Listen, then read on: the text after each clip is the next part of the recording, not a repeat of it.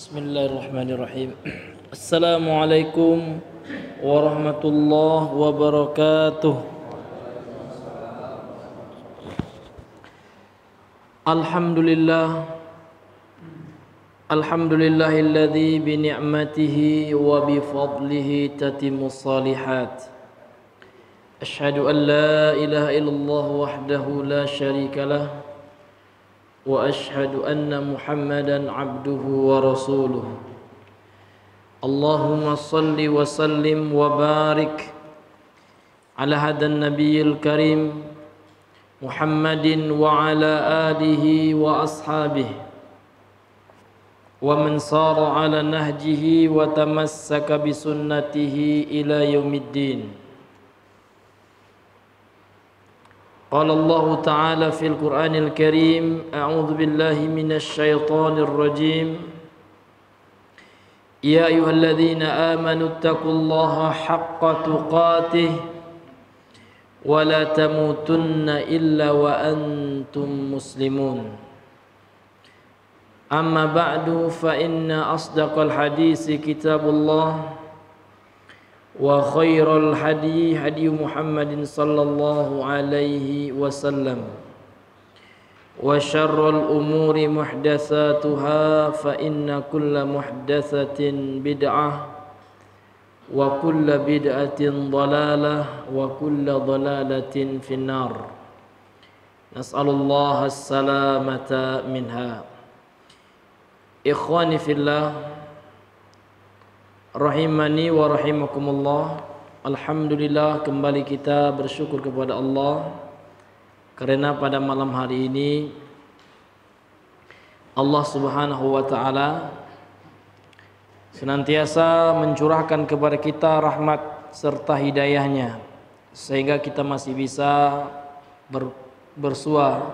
berkumpul dalam masjid ini dalam rangka untuk mendekatkan diri kita kepada Allah Subhanahu wa taala. Kemudian salawat dan salam selalu kita doakan kepada Allah, semoga kiranya selalu Allah curahkan kepada Nabi besar Muhammad sallallahu alaihi wasallam. Allahumma shalli ala Muhammad wa ala ali Muhammad. Kaum muslimin sidang jemaah maghrib rahimani wa rahimakumullah. Sebelum kita masuk kepada lanjutan dari pembahasan kita pada malam hari ini, maka ada suatu hal yang menurut hemat kami penting untuk kita pahami bersama, yang mana Allah Subhanahu wa taala di dalam Al-Qur'an memerintahkan kepada orang-orang yang beriman, ya, kemudian orang-orang yang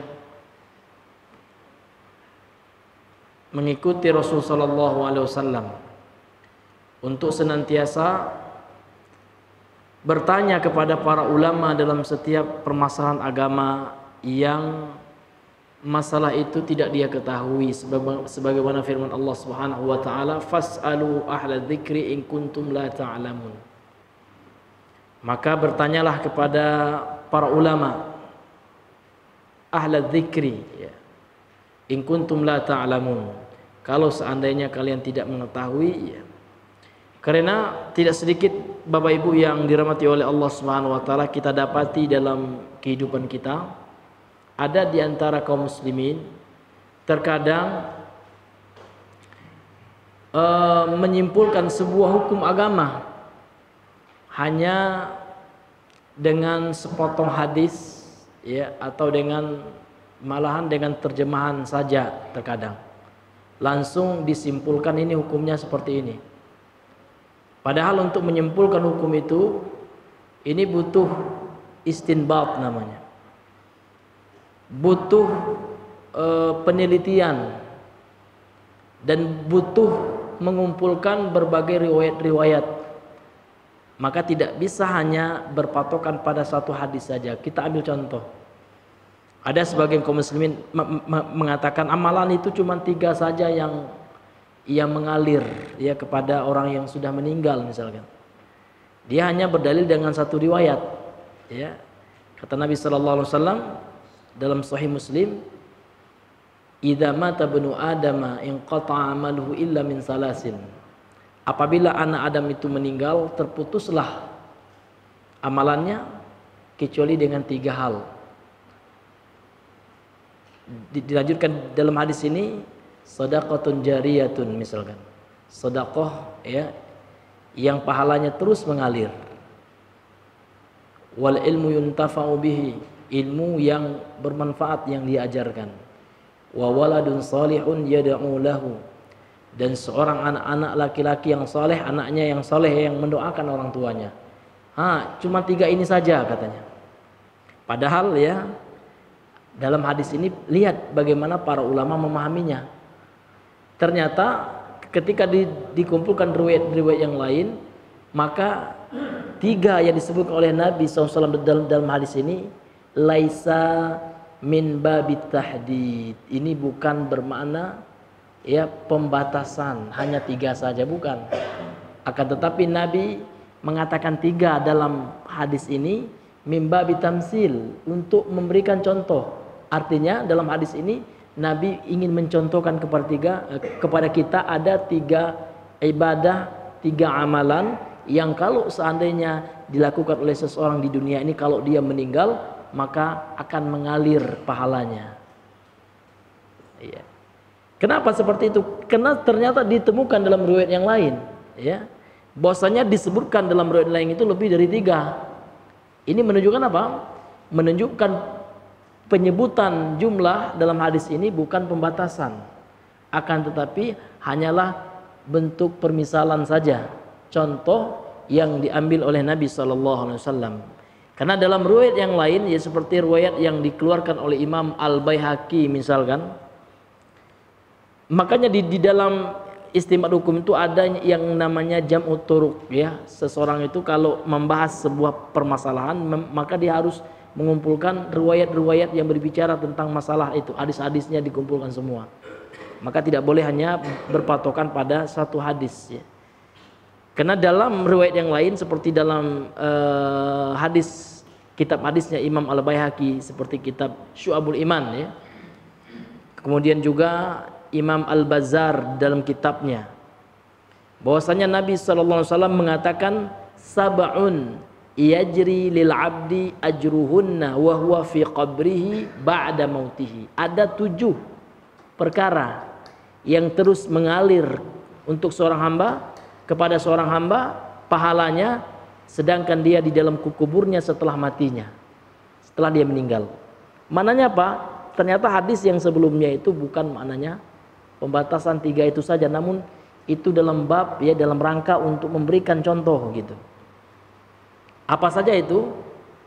Yang pertama, man 'allama ilman, orang yang mengajarkan ilmu gitu.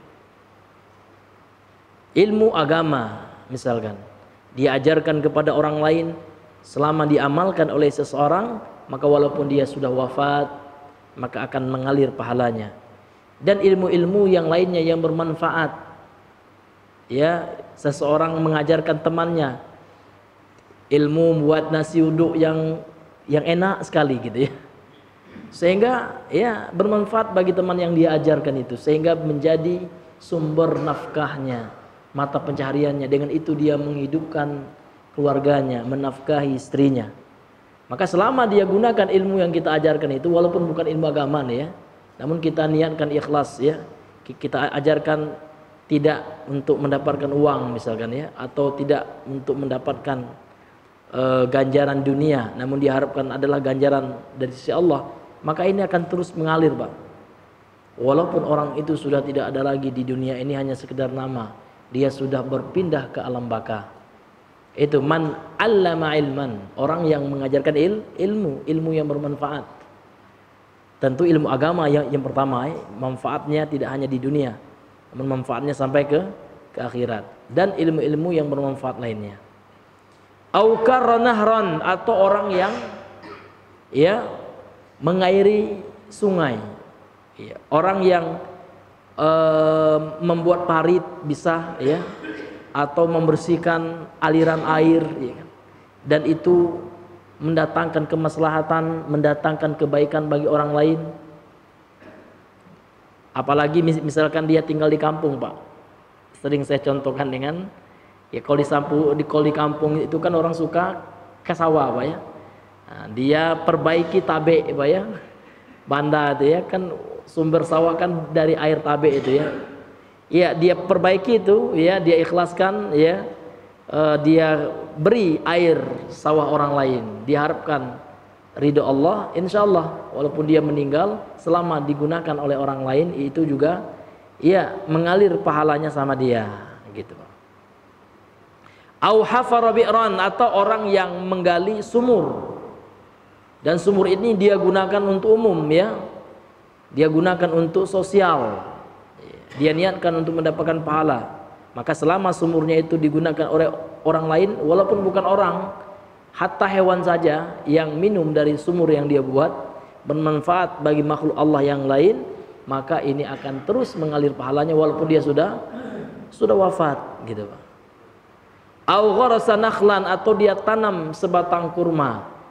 Jadi dalam hadis ini konteksnya kurma ya. Kenapa pada masa Nabi memang yang populer itu kurma ya. Dan ini dikiaskan Pak ya kepada pohon-pohon yang lainnya yang bermanfaat.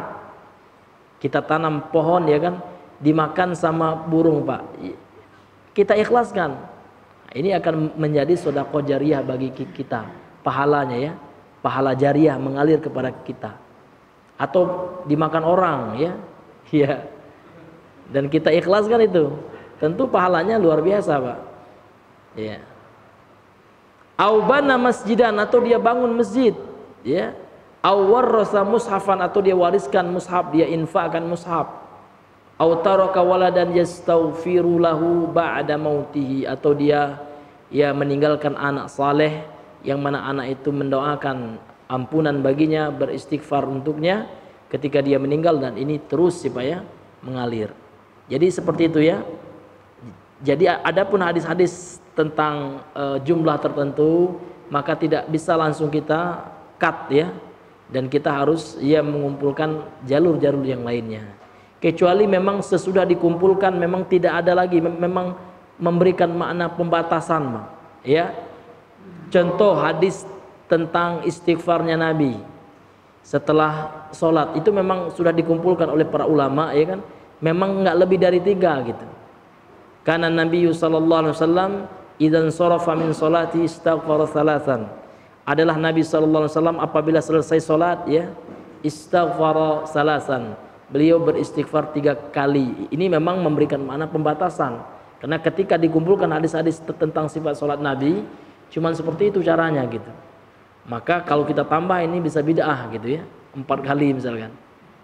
Maka assalamualaikum warahmatullah istighfar. Istighfar itu ucapan astaghfirullah gitu. Astaghfirullah, astaghfirullah, astaghfirullah 3 kali saja. Ini memang maknanya pembatasan, karena hadis-hadis yang berbicara tentang bagaimana ya ucapan Nabi setelah sholat hanya sekitaran ini saja, sehingga ketika dilebihkan ditambahkan ini menjadi perkara baru ya, yang disebut dengan istilah syar'i dengan bid'ah ya. Atau masalah rakaat sholat zuhur ya, ketika para ulama mengumpulkan hadis-hadis tentang sholat zuhur cuma 4 rakaat gitu.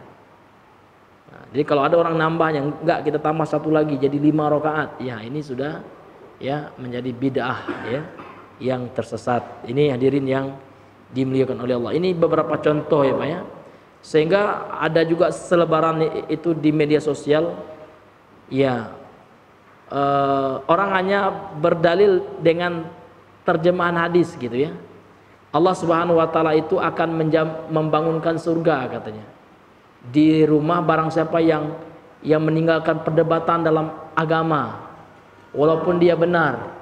Nah, ini mesti diluruskan juga Pak, karena debat di dalam agama ini banyak jenisnya.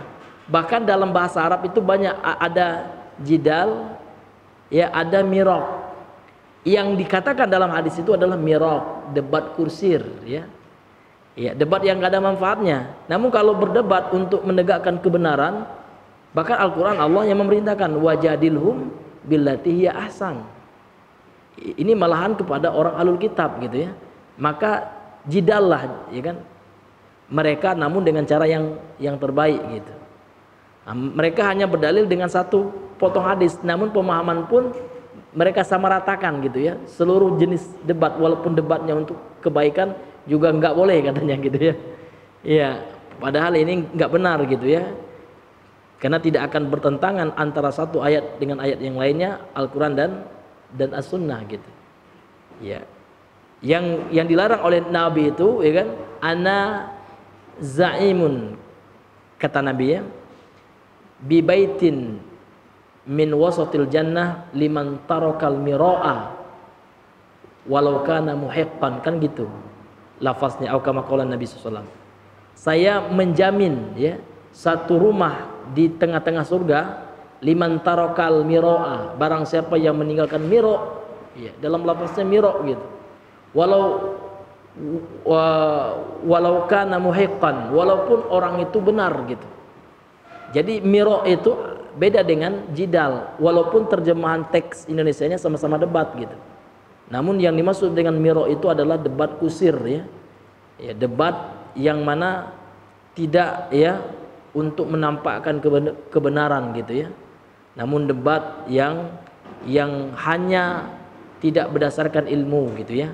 Hanya berdasarkan logika semata, ya kan, yang tidak ada apanya ya, yang tidak ada tujuannya gitu di dalam debatnya. Ini yang dilarang oleh Nabi SAW, yang tidak ada manfaatnya, itu nggak ada kebaikannya yang diperoleh dari debat tersebut. Namun kalau seandainya debat dalam rangka mematahkan hujah-hujah ahlul kebatilan ya, hujah-hujah orang ateis ya, dibantah, maka para ulama dahulu berdebat, seperti Imam Ahmad ya, berdebat dengan orang-orang Mu'tazilah, ya kan. Kemudian beliau berdebat dengan kelompok ya sekte Jahmiyah. Bahkan beliau menulis sebuah buku yang judulnya Ar-Raddu 'alal Jahmiyah, bantahan ya terhadap orang-orang Jahmiyah yang mana mereka merusak agama gitu. Nah, ini ya hadirin yang dimuliakan oleh Allah. Jadi memang nggak bisa kita ya langsung menyimpulkan sebuah kesimpulan hukum hanya pada sepotong hadis atau sepotong ayat ya. Tapi kita kembalikan pemahamannya kepada orang yang berilmu, para ulama ya, Rabbani ar-rasikhin ya di dalam permasalahan tersebut ya. Wallahu taala a'lam bissawab. Baiklah Bapak Ibu yang dirahmati oleh Allah Subhanahu wa taala, ya, kita kembali melanjutkan pembahasan kita. Kita masih pada membacakan tafsir dari kitab Umdatut Tafsir ya, ringkasan tafsir Imam Ibnu Katsir rahimahullahu taala. Yang mana kita masih pada penafsiran surah Al-Baqarah, tafsir surah Al-Baqarah ayat 23 sampai 24. Qala al-muallif rahimahullahu taala, berkata penulis yang semoga dirahmati oleh Allah Subhanahu wa taala. Ini ayat yang terakhir nih ya dari surah Al-Baqarah ayat yang ke-24 ini. Wa qauluhu ta'ala, dan firman-Nya Allah taala, fattaqun naral lati waquduhan nas wal hijarah wa'iddat lil kafirin. Ini ya penggalan terakhir dari surah Al-Baqarah ayat yang ke-24. Dalam ayat ini hadirin yang dimuliakan oleh Allah Subhanahu wa taala, lihat Allah Subhanahu wa taala kalau memperingatkan kita ya pada sesuatu yang harus kita takuti. Apa yang harus kita takuti gitu ya? Apakah hidup miskin? Ya, enggak. Yang harus kita takuti, yang harus kita jauhi adalah neraka gitu. Inilah yang banyak manusia lalai, Bang. Manusia sekarang lebih takut ya terhadap kehidupan dunianya. Ya enggak, Pak? Iya. Kalau saya ya meninggalkan pekerjaan saya itu, bagaimana dengan dunia saya, kan gitu. Iya, padahal ya betapa banyak orang yang tidak berprofesi dengan profesinya, misalkan dia sebagai koruptor ya, misalkan. Ya, Allah tetap memberikan rezeki gitu. Dan ini adalah prinsip yang harus kita tanamkan Bapak Ibu. bahwasanya kita itu ya harus memprioritaskan dalam kehidupan kita ini, yang pertama kali yang kita takutkan adalah neraka Allah gitu. Kita mesti takut dengan neraka Allah Subhanahu. Ini yang juga kita tanamkan sama anak-anak kita, pendidikan agama ini, Pak ya. Anak-anak sekarang, Pak, orang tua kebanyakan di antara kaum muslimin, Pak ya, bukan seluruhnya, di antara gitu ya, beberapa saja. Kalau anaknya telat bangun itu, Pak, yang ditakutkan apa? Oh nak, ya bangunlah, kalau telat bangun kaget terlambat nanti. Ya. Padahal ya seharusnya yang dia ingatkan anaknya perkara yang lebih besar daripada terlambat sekolah gitu ya. Yaitu terlambat sholat. Bahkan tidak sholat terkadang sebagian daripada anak-anak yang sudah balik malahan. Sudah SMP itu sudah balik, Pak ya. Yang perempuan sudah haid itu. Yang laki-laki sudah mimpi basah itu. Ya kan, usia 15 gitu ya. Banyak di antara kaum muslimin ya tidak perhatian terhadap hal itu. Padahal Allah Subhanahu wa taala memberikan kepada kita peringatan itu, takut kita harus kepada neraka ini. Fattaqun nar, kata Allah, maka takutlah kalian wahai manusia dari neraka gitu. Allati waquduhan nas wal hijarah, yang mana bahan bakarnya adalah dari manusia dan bebatuan. Jadi ternyata orang-orang kafir, manusia, auzubillah, dari golongan kita gitu. Dari situlah ya Allah Subhanahu wa taala menghidupkan neraka, bahan bakarnya, BBM-nya gitu, Pak ya. Itu manusia gitu dan bebatuan. Kemudian untuk siapa neraka itu? Uiddat lil kafirin. Maka neraka itu Allah telah sediakan bagi orang-orang kafir. Siapa mereka orang kafir itu? Ya, orang yang selain beragama Islam. Itu kafir. Dan ayat ini sekaligus meruntuhkan pemahaman pluralisme agama. Apa itu, Pak? Pluralisme agama apa, Bang? Menyamakan agama. Semua agama itu sama katanya. Na'udzubillah. Bahkan sekarang, Pak, baru-baru ini ada orang yang entah asalnya dari mana, Pak. Karena memang media massa, media sosial tidak bisa dibendung. Ya kan? Penampilannya luar biasa ya. Kayak suku Indian ya. Ada bapak-bapak itu. Dia berkomentar dalam masalah agama. Cuman pakai sempak aja dia gitu. Ada, Pak ya, saya pernah lihat itu. Wah, dia mengatakan ya dia ahli spiritual katanya. Agama semua itu benar katanya. Ya kan, mau Islam, mau Hindu, mau Buddha, na'udzubillah. Inilah orang yang berbicara masalah agama namun tidak ada referensinya gitu ya. Hanya menurut pemahaman dia, menurut apa kata hatinya. Ya, kalau bahasa Minangnya apa, Pak, yang kalamak di paruinya saya gitu. Iya. Sama dengan orang berbicara hukum tapi ya berbicara hukum pidana misalnya, Pak. Dia nggak paham tentang KUHP, nggak paham tentang undang-undang, pasal-pasal yang ada di hukum pidana itu gitu. Tentulah pernyataannya itu kita anggap aneh ya, tidak mendasar, tidak ada dalilnya ya, tidak ada referensinya gitu. Sedangkan dalam agama ini kita dituntut ilmiah gitu ya, harus ada standarnya, harus ada landasannya, argumentasinya jelas, referensinya jelas gitu, Pak. Nah, ini di dalam Islam itu ya, bahwasanya orang-orang yang kafir yang meninggal di atas kekufuran, maka mau tidak mau ya Allah sudah menyediakan uiddat lil kafirin ya. Allah sudah menyediakan baginya neraka gitu. Kemudian kata beliau, ammal waqudu bi fathil wawi, adapun kata waqud dalam ayat ini ya, dalam surah Al-Baqarah penggalan terakhir ayat yang ke-24 ini. Adapun kata al-waqudu bi fathil wawi dengan menfathahkan huruf wawnya, wa ya, al-waqud ya, difathahkan huruf wawnya. Maknanya adalah fahuwa, maka dia, yakni maknanya adalah kata waqud itu secara bahasa ya, dalam bahasa Arab maknanya adalah ma yulqa finnari, segala sesuatu yang dilemparkan ke api neraka, liitramiha, untuk menghidupkan neraka itu. Nah, ini artinya bahan bakar neraka, sehingga terjemahannya kalau kita lihat di kamus ya, waqud itu artinya bahan bakar gitu ya. Kal hatabi, ya seperti kayu bakar, wa nahwihi, dan yang semisalnya. Kama qala ta'ala, sebagaimana firman Allah Subhanahu wa taala. Ini kita lihat ayatnya dulu karena di dalam kitab ini tidak ada referensi ayatnya. Ya, dalam surah Al-Jin ya, ayat yang ke-15.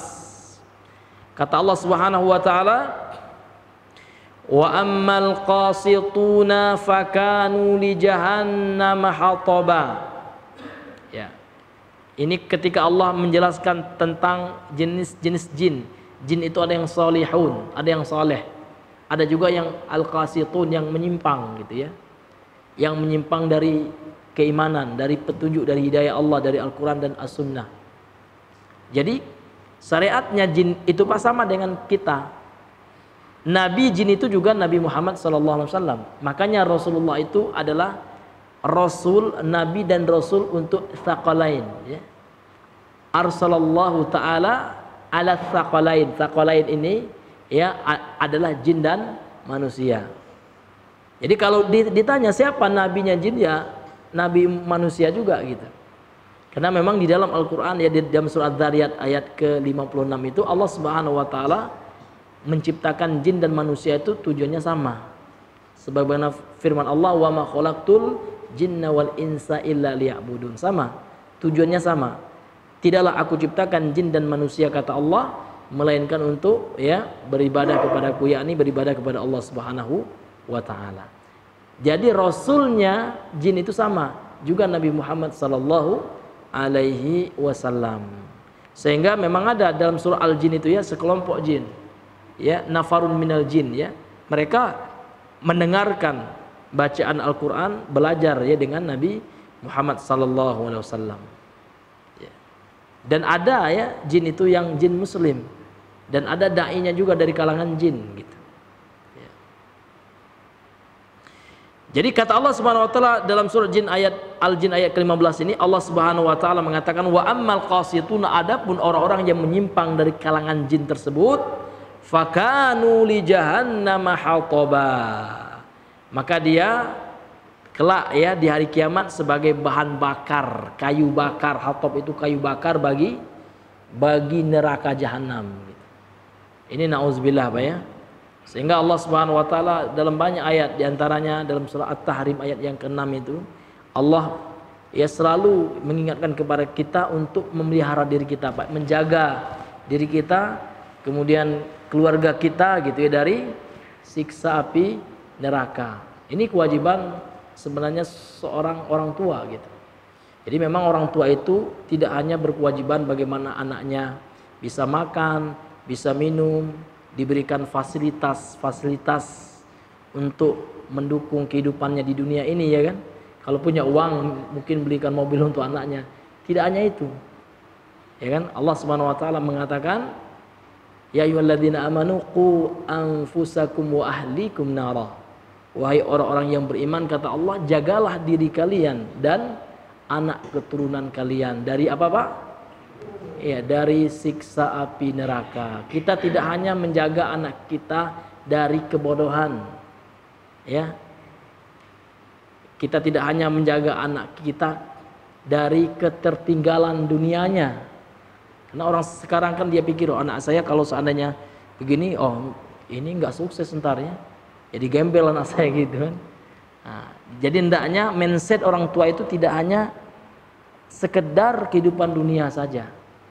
Karena kalau seandainya kita ingin ya dikumpulkan oleh Allah kelak setelah kita wafat, anak kita wafat ya kan.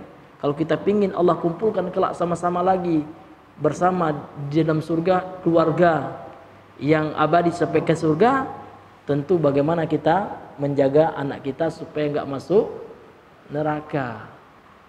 Dan kita pun kalau seandainya tidak ya perhatian terhadap anak kita, boleh jadi karena sebab anak kita nggak dapat pendidikan agama, kita cuekin anak kita, kita berikan pendidikan agama anak kita biarkan anak kita jatuh ke dalam hal-hal yang Allah murkai sehingga masuk neraka anak kita, ya maka tidak menutup kemungkinan anak kita akan menuntut pada kita gitu ya.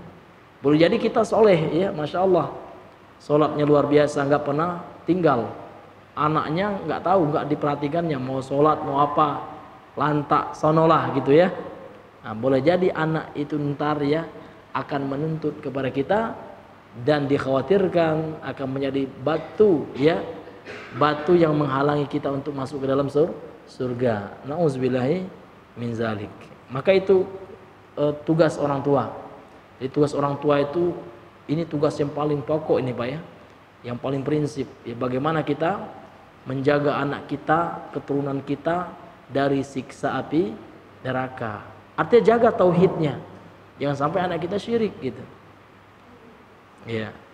Jaga ibadah-ibadah wajibnya kita ingatkan. Kalau seandainya anak kita nggak mau sholat, kita suruh ya, bahkan boleh kita tegur anak kita ya, kita pukul dengan pukulan, bukan pukulan nonjok gitu sampai ini enggak ya, memukul dengan kasih sayang gitu ya, dalam rangka mengingatkannya untuk sholat gitu ya. Karena memang dianjurkan oleh Nabi Sallallahu Alaihi Wasallam. Kalau seandainya anak itu muru auladakum bis sholati wahum abnaus sab'ah wahum abna'u sab'atin,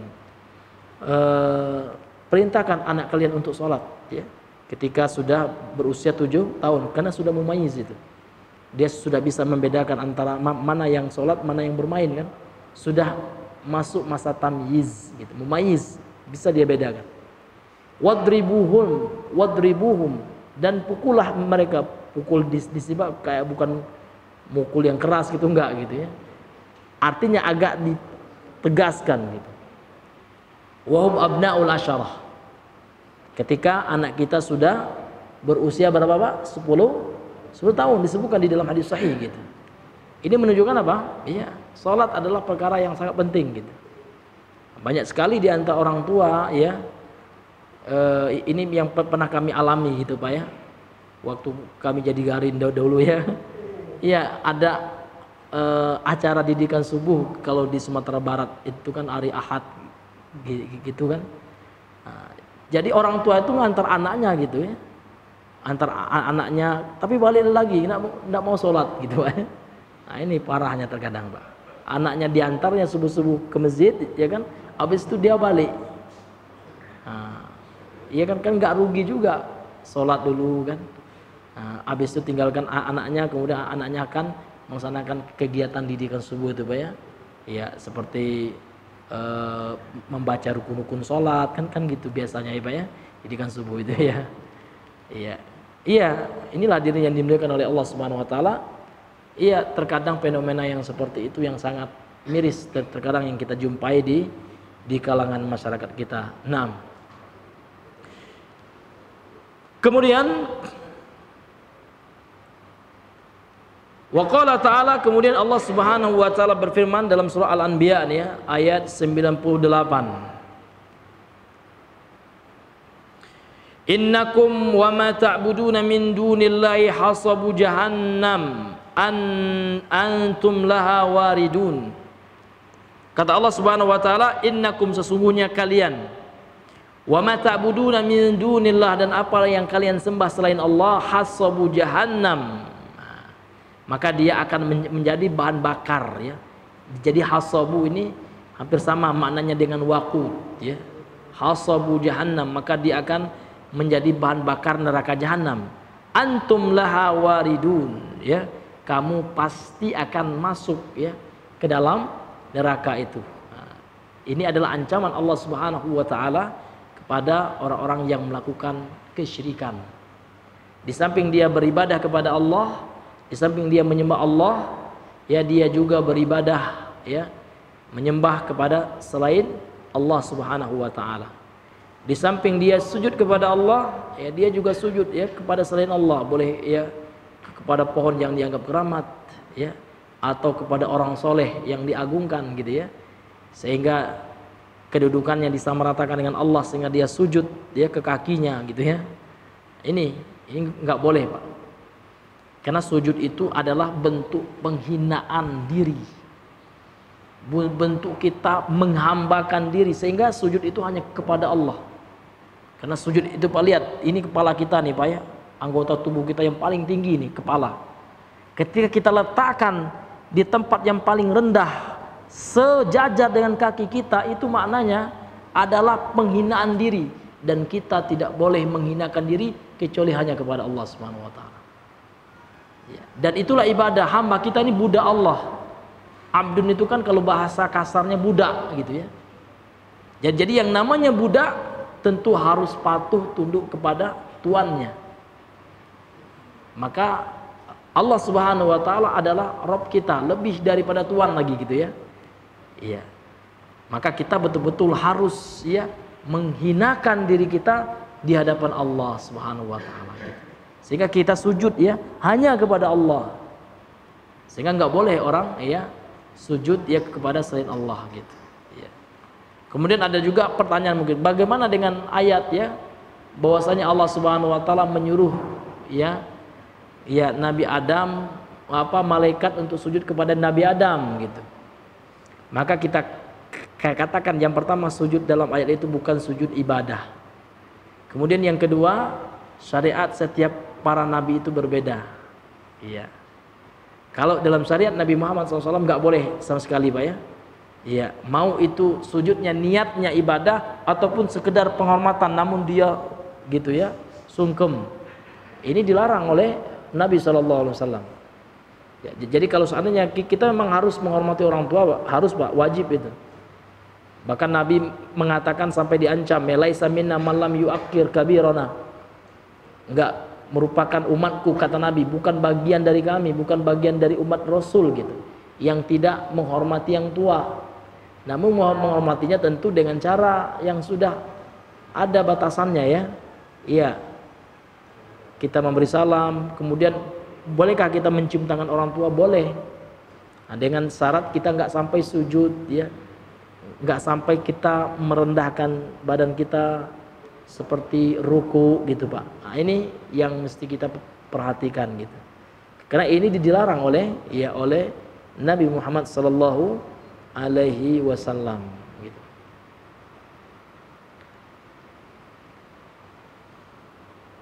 Kemudian kata beliau, wa qauluhu ta'ala, dan firman Allah Subhanahu wa taala, uiddat lil kafirin. Nah, ini ya di penggalan ayat surah ke-23 dari ayat yang ke-24 ya dari surah Al-Baqarah itu, di penggalan terakhirnya itu Allah Subhanahu wa taala ketika menyebutkan tentang neraka ya kan, di akhir ayat Allah mengatakan uiddat, neraka itu telah disediakan, telah Allah ciptakan ya, telah Allah siapkan untuk siapa, Pak? Lil kafirin, untuk orang-orang kafir yang meninggal dalam kekafirannya. Masuk waktu, Pak? Iya. Ya. Nah, karena sudah masuk waktu ya kan. Mungkin untuk malam hari ini kita cukupkan dulu sampai di sini pembahasan kita. Karena qadarullah ya, anak lagi juga nggak ada padang itu dikit ya. Ya. Baik. Insyaallah pada pertemuan yang selanjutnya kita lanjutkan pembacaan dan penjelasan dari kitab ringkasan dari tafsir Imam Ibnu Katsir ini. Ya, subhanakallahumma bihamdika asyhadu an la ilaha illa anta astaghfiruka wa atubu ilaik. Assalamualaikum warahmatullahi wabarakatuh.